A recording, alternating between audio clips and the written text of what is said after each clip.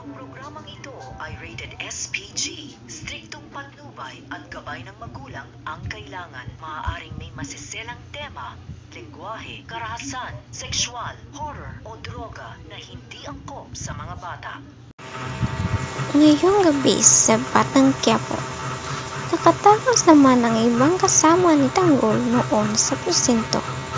Habang tumakas sila at makita sila Tanggol, may sumunod naman ito mga pulis para hindi tuluyang makatakas.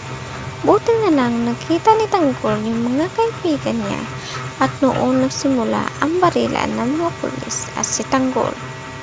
Tumawag ito ng tulong ang pulis sa opisina nila dahil madami ng pulis ang nabaril. Habang sila Tanggol at kasama nito na sumakay at tumakas, hinarangan naman sila ng mga pulis na para hindi sila makatakas.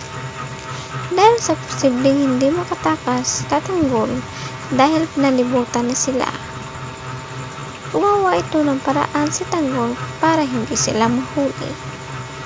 Pinabombahan naman ni Tanggol yung